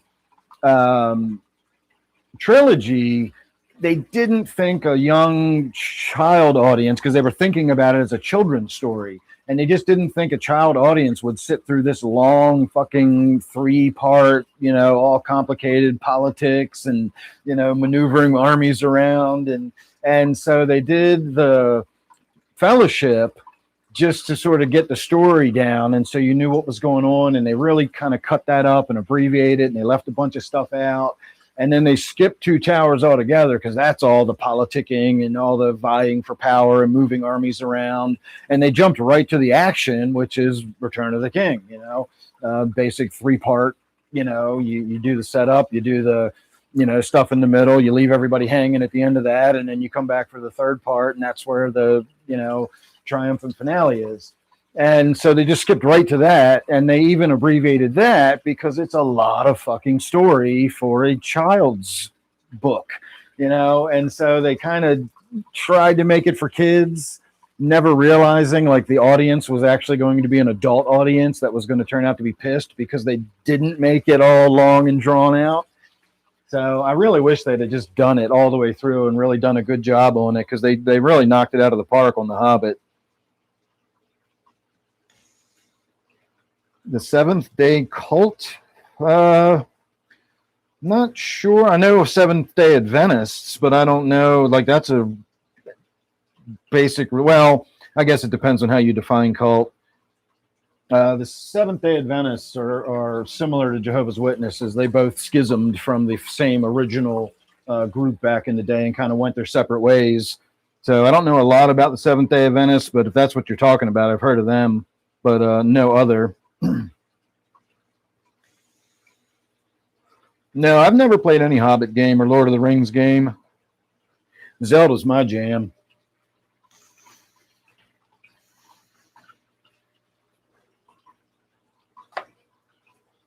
I play the shit out of some Zelda. I still haven't played the newer versions. When they started doing the Switch, I was not going to spend $300 on a console just to then spend another $90 on a game that I wanted to play, and so the Wii is where my Zelda playing ended. But I started on the N64. No, I started on playing on the Super Nintendo and played all the way up through the Wii. And but I haven't played any of them since then. And the price has not come down. It's still like $300 for a friggin' Switch. And if it ever drops to $99, I might get it to play Zelda, 10 years after the fact. But whatever, for me, it'll still be new. I don't know anything about the new game. I've seen a few like trailers and stuff, so I know visually what it looks like, but I don't know what the storyline is. I don't know what the goals are. So someday I'll play it.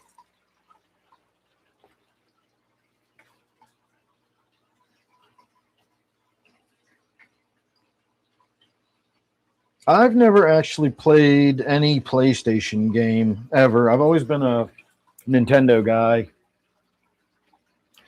All right, how much water change do I want to do on this? I guess I'm doing it. We may as well do it.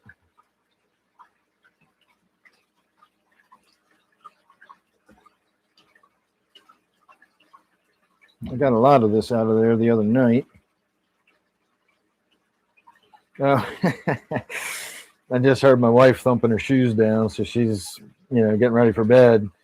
And when I went upstairs to get the Java, my wife normally goes to bed about 7:30, 7:45. So by the time I go live, like, she's already in bed. And when I went upstairs to get the Java, I walked, like, I saw the light on. I looked in the living room, and she's sitting there watching TV. And then I looked at her funny, and she looked at me funny because, I'm supposed to be downstairs doing a live stream. And when I walked back through, I blew her a kiss and waved. And, and it just occurred to me, it's Friday night, not Sunday night. So she doesn't have to go to work tomorrow. And that's why she's staying up late. I don't know why. I was just thinking tonight was a Sunday night live stream. Nope, never played Lemmings. I meet a lot of them, but I've never played the game. Yeah, I've never played Grand Theft Auto. Grand Theft Auto never seemed like it was a fun kind of game to me. I like games that are like gamey games. I don't like games that are like real life action, driving through streets, and especially like the violent shit. I don't like violent games. I'm more of a Mario Kart guy, or Mario Golf. Tennis is fun. Again, I like playing the Zelda games, but that's why I've always liked Nintendo over the other games. I don't want the hyper realism. I like the cartoonish looking. It's a video game. I want it to look like a video game. I know I'm old as fuck, but I don't need the 8-bit Atari. But it's escapism. It's supposed to be fun. It's supposed to be almost a cartoon. It's not supposed to look super realistic. And then again, almost every game you see out there seems to be like some kind of hyper violent warfare game or whatever. And that's just really not my cup of meat.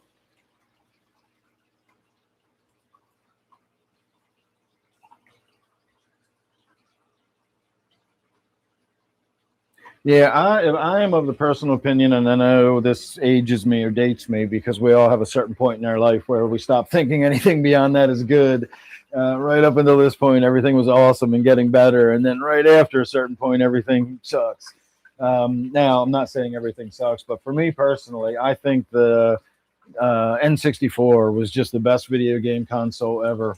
It was just the sweet spot. It was the right amount of awesome gameplay without the hyper realism. Like, it was just perfect.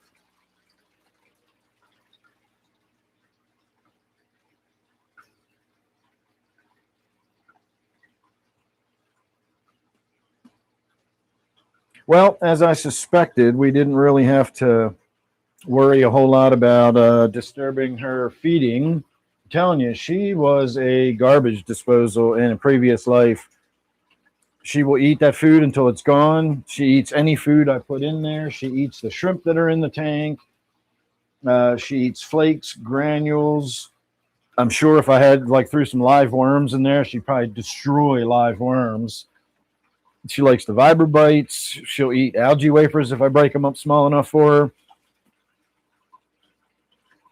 I'm hoping she gets pretty big. She's about 5 inches now, and I've seen a bunch of different.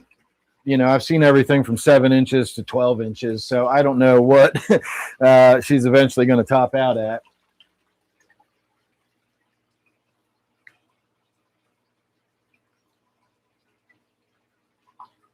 But she is the coolest fish I've got.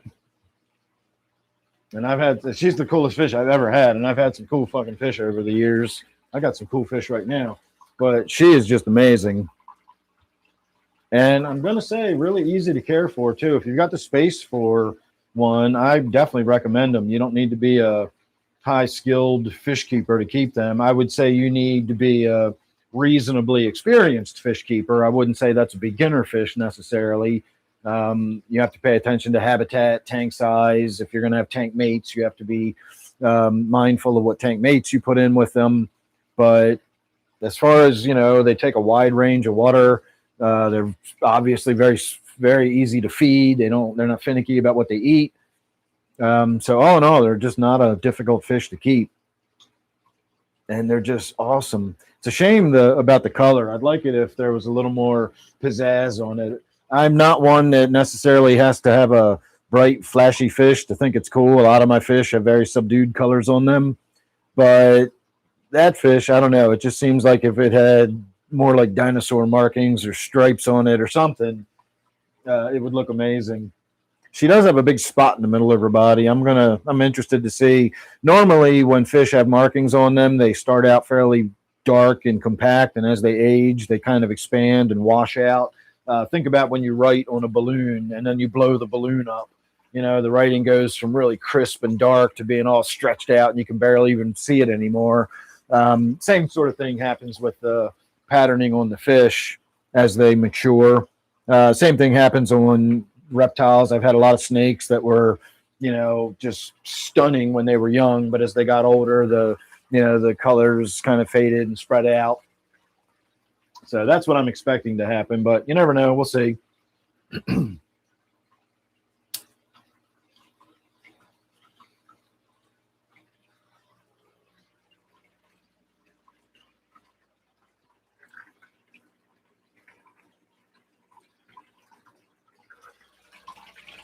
Little smoky ambiance. And again, I'm smoking lemon cherry gelato. It probably tastes pretty damn good if I grew it myself.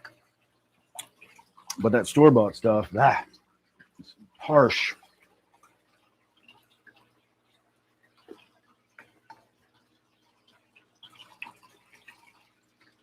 All right, everybody, it is 20 of 10. So I'm going to start getting the tank filled back up here in a moment. I'm going to take a few puffs of nicotine. Then we'll get the tank filled back up a little bit, and then we can wrap it up for the night.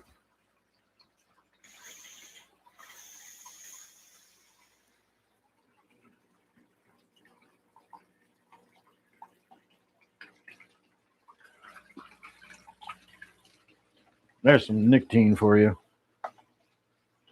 All right, I did forget that I have a heater in there that does not actually shut off when the water level gets low, and that's probably glowing orange by now. So let's start putting water back in the tank.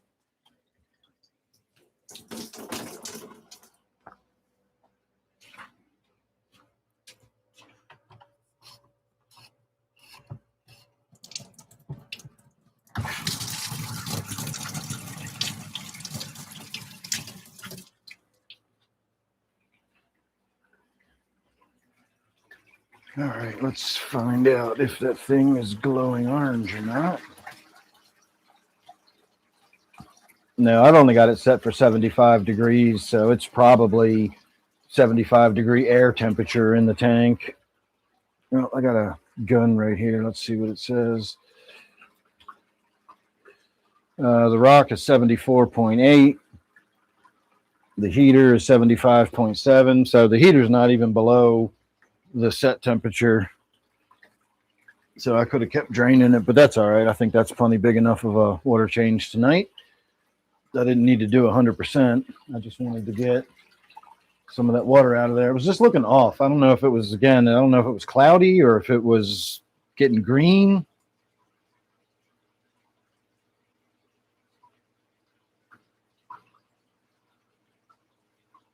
But it definitely looked off, so I feel better about getting a big water change done.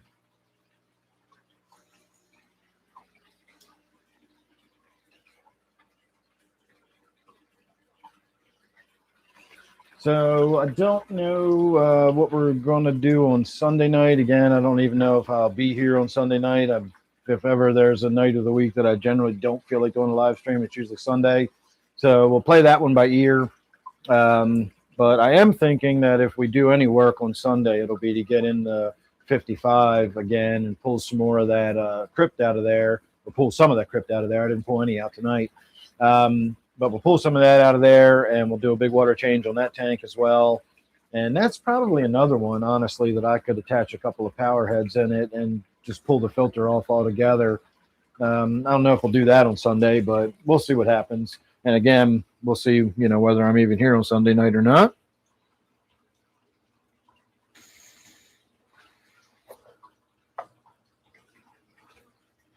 And maybe if we do come back on Sunday, we will get the lumping my mushrooms up and see what the mycelium looks like and see if it's ready to be scrunched around again. That is one thing I should point out about these fish. They are obligate air breathers. And so, again, I can't imagine a tank that doesn't have access to the surface, but they do need access to the surface because they do have to go up to the surface to breathe air.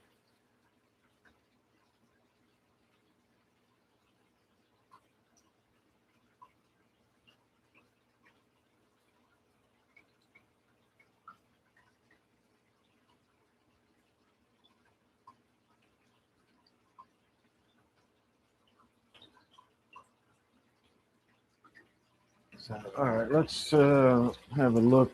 Actually, you know what? Let's turn you around from where you're sitting, and I can zoom you in. I always like to give people a look at the other 125 when it's not feeding time and nobody's standing right in front of it. So let's get the camera angled up. What the hell are we looking at? Oh, I forgot I got the camera zoomed in already. Let's see what you're looking at.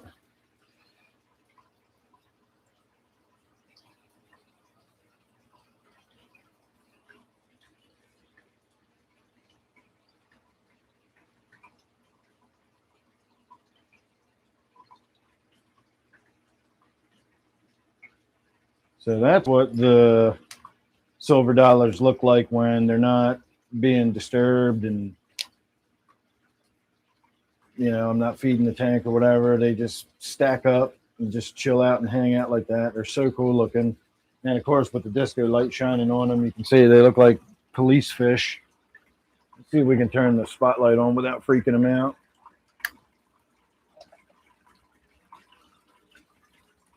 And of course, now you can see why they call them silver dollars. See if I can tighten that up a little more.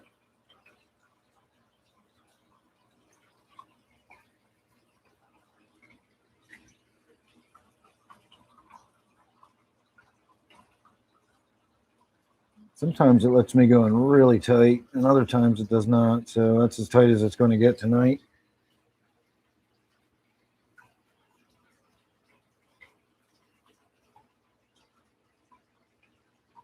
Yeah, the Bashir is growing fast. Look, there's the big cichlid in the tank. You thought Flo was big. Look at the size of that damn fish in there. And then, of course, there's the big pleca. Pleca's over a foot long now. There's Flo telling everybody what for. Get out of my way. Get off my lawn.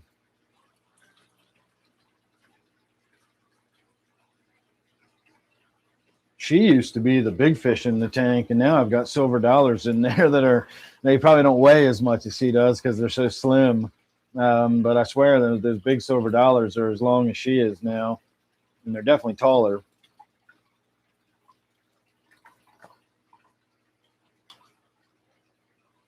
But that pearl cichlid in there is just getting huge, and it's showing no signs of slowing down. It just keeps getting bigger. I'm really stoked about that fish too. Like I said, I'm gonna be really bummed out if I ever come down here one morning and that's on the floor. Most of my tanks are open top, so I do run that risk. I'm aware of that.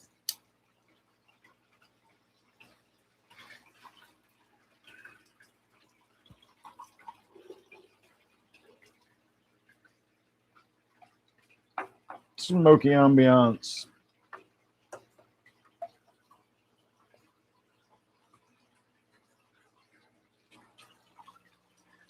All right, we got about 4 inches of water left to go in the tank. The temperature says 77, so I'm actually warming the tank up a little bit. I just eyeballed the knobs on the sink to put roughly the same temperature in there. Most of my tanks are a little warmer than 75, so I got it about right.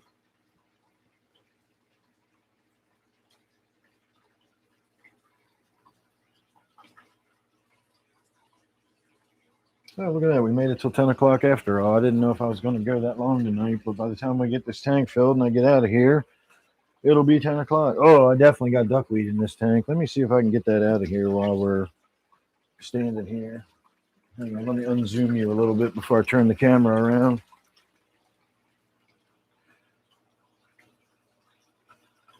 Hey, everybody, look, it's me.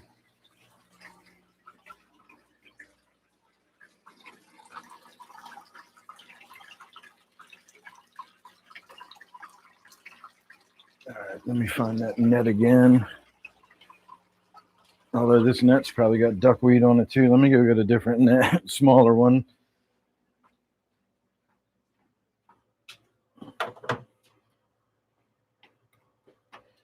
And this one's been hanging up for long enough now that even if there was duckweed on it last time I used it, it would have dried out and died by now. Even duckweed dies eventually.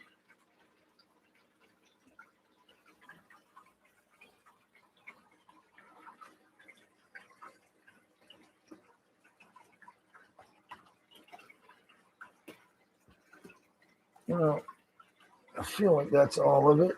I even got a few little scraps of some floaty bits.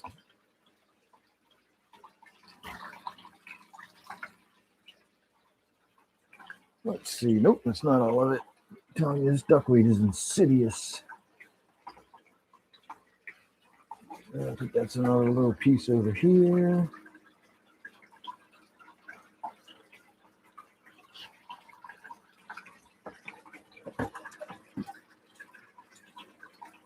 Try to wash it out of the corners if any's stuck behind anything. Oh, there's a piece that just got knocked loose. It's floating around now. Let's see. Is that duckweed? It sure is. It's floating back to the top. There's some more. Oh, man, this stuff is like impossible to get out of your tank once you get it in there.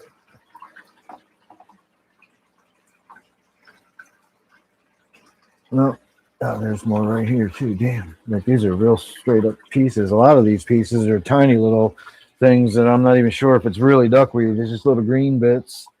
But I just found some more that was definitely duckweed.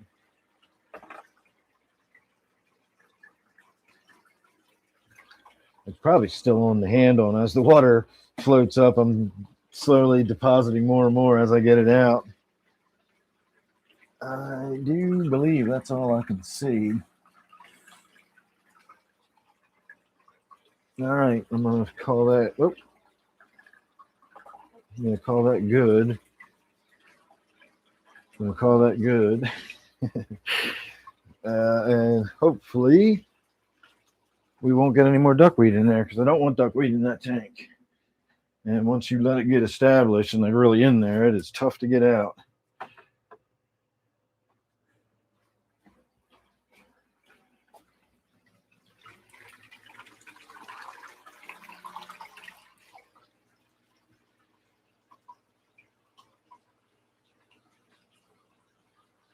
All right.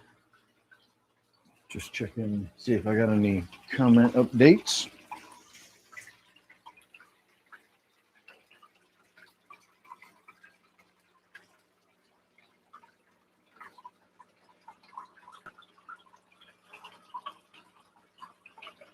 So it definitely looks a lot better now that we got the that murky, cloudy water, or whatever the hell was going on in there. Now that that's all cleaned out, it looks a lot better.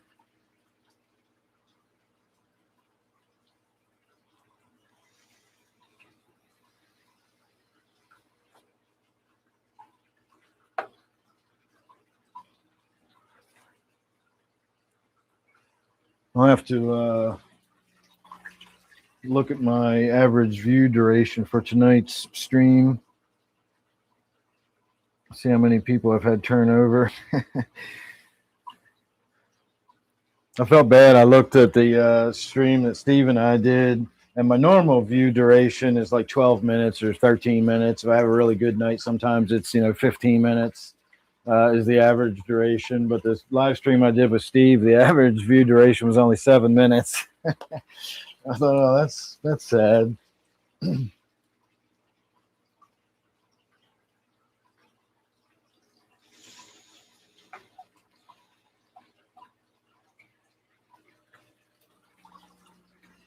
All right, everybody, let me get this bucket out of here so I don't trip over it in the morning.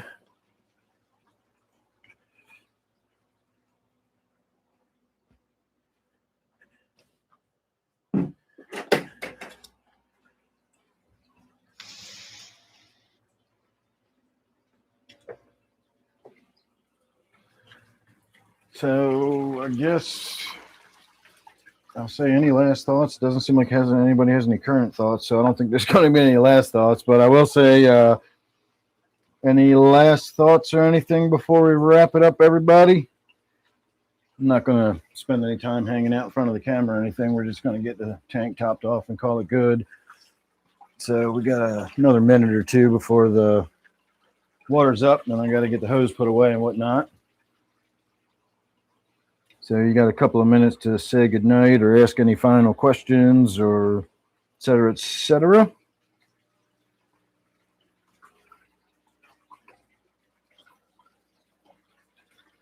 On Wednesday night on my members only live stream, what I did about an hour before the live stream, I put a bunch of chunks of algae wafers in the front of the tank, which drew all the snails out.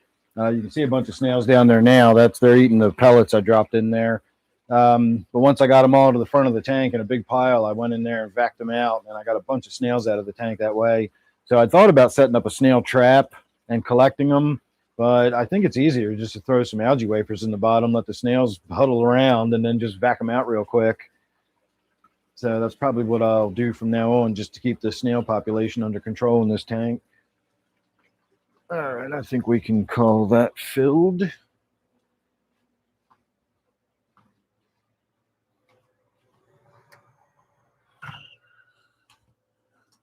All right, let me get this hose put away. Oh, Sassy's down here getting a drink out of the fish tank in the other room. I got a 10-gallon tank in the shower that I just have shrimp in, and the cats like to drink out of it. I don't see Sassy down here very often drinking out of it.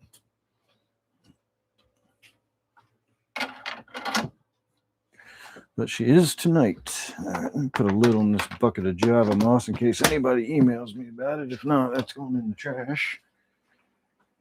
Oh, look, Sassy actually came in here. Oh, no, I just scared the shit out of her. Never mind, she just ran away. I was going to point the camera at her and give you a look at Sassy for a minute, but she's gone.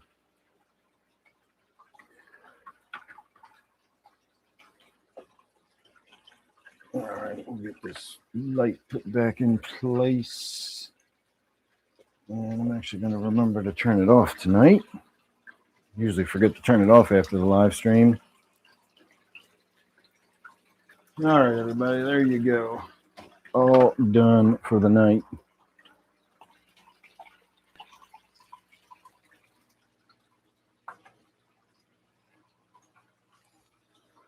Hey, everybody, it's me. Wow. Thought I fixed that. So, all right, everybody, I'm going to say thanks for watching. Hope you all enjoyed. And we'll see how things go on Sunday. I'll probably be back Sunday night, but you never know. So make sure you're subscribed. Make sure you hit that bell. That way you'll get a notification if I do go live on Sunday. And if you'd like to get a members-only live stream on Wednesday, you can join the membership for $2.99 a month, and you'll get that as well as access to my Discord. So having said all that, I am going to say so long, and thanks for all the fish. And good. Hang on, let me find out where I am here. There we are. They moved the damn thing on me. All right, everybody. Good night.